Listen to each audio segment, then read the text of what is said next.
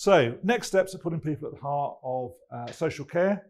You probably remember this the original version of this came out in December 2021. So it's actually quite a long time before we've actually kind of seen anything kind of following on from this. And obviously there's been a bit of a hiatus, a few changes of Prime Minister, an introduction of a fix for social care, an abolition of a fix for social care. So all of that has happened in between that period of time. So this document really, in some ways, is saying, having all that gone before us, this is now, in fact, what we're going to do. This is our plan for social care. It does re-announce quite a lot of spending commitments that we already knew about, and also it also snips some and makes them smaller than they were originally. In terms of the money, the big ticket item is the 1.4 billion for Market Sustainability and Improvement Fund, which is basically money that's already been announced in the budget, already been set aside to pay for additional costs of social care.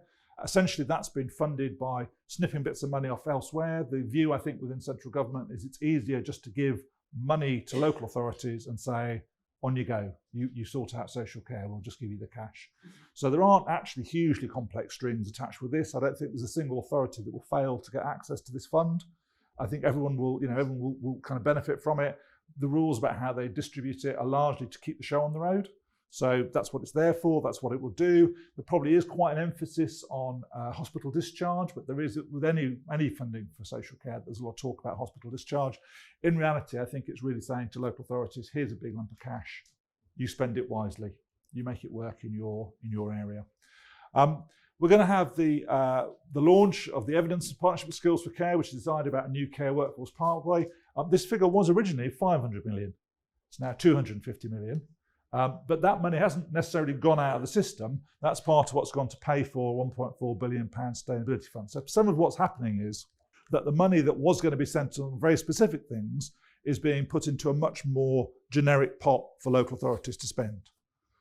So it's not intrinsically a bad news story, although I do think actually at a time when you think about the challenges around workforce, to say actually we're going to spend £250 million less on the workforce than we were originally is probably not quite the right kind of message, but they seem to have just written it out. We're going to say 102 million over 2 years to make small but significant amputations to people to remain at home. That's not very much money. If you kind of do the maths in your own head, you'll realise that's relatively small amounts of money. 100 million to accelerate digitisation of the sector. This is an obsession at the moment for central government, is the introduction of digital. One of the things that Julie and I have been working on is a review of Better Security, Better Care. So one of the things that we're kind of aware of is that in reality, small providers of social care who make up a significant chunk of the market have virtually no interest in this at all. No interest in digitalisation. It doesn't really feature in their kind of thinking. And it's unclear to us how that's going to change or why that will change. It's about £50 million to improve social care, insight, data again, gathering all this information. This is part of the government's anxiety that emerged during the pandemic when they suddenly realised that in central government, you're actually quite poorly sighted on what's happening in social care because you haven't got a direct relationship with the kind of data. It's all being collected. If there is any data being collected, it's being collected by local government or maybe by CQC. But you can't see what's happening if you're sitting in the Department of Health and Social Care. So that's part of this idea of trying to gather up more data from you, from other providers to understand what's happening in the market, and also a new innovation and improvement unit. I thought it was worth just looking at what's intended in terms of the plan. These 6 domains: this improving access, workforce, digitising social care, data and assurance, independence home, innovation and improvement. I have to say that when you start reading the detail of these things, they in fact do merge together quite a lot. So although they've been shown as separate things here, in fact there's actually quite a lot of overlap. So there's quite a lot of overlap between improving access, for example, which has quite a strong emphasis, for example, on getting workers from overseas, and workforce, which isn't about that, that's about how you train people. In terms of workforce, we're going to have this kind of launch, which is really about this idea of trying to sort of open up the dialogue about this idea about better qualifications for the social care workforce. I suspect it's something that people will have quite a lot of views on. There's no reason to assume it won't actually emerge as a perfectly reasonable piece of work. There's this move towards this kind of digitising of records and looking at technologies, publishing guidance on how to use kind of digital. There is a belief in government, clearly, that the more you can integrate a kind of digital approach within social care, the more money you can save. Whether or not there's any evidence for that, I'm not clear. In fact, I don't think there is any evidence for that at all. But anyway, and then we've got local authorities starting to begin to submit data every quarter about client level data collection. They're going to start looking at the first update of the social care outcomes framework, which is the kind of work that CQC is going to do. We've got the launch of the Older Persons Housing Task Force, and then we've got this starting to work with local authorities in terms of coming up with new ways of working, these kind of tailored responses so that local authorities can individually improve as they kind of move forward. They're starting to submit their requests for money. There's this whole push on international recruitment. The government are very pleased with the impact of the changes they've made around that. They think it's been a great success story. I'm just telling you what they say in their own documents. People shaking heads, but that's what they say in their documents. Nothing's happening with workforce or digitising social care over the summer. But I presume some of those things are kind of running on, but that's just how they presented it. We're going to have this launch of a social care workforce survey collected directly from former social care workforce. So they're going to try and do this big kind of survey to understand what's happening with the workforce. Be interesting to see what actually does occur with that. Obviously, the stuff with CQC starts to roll as well.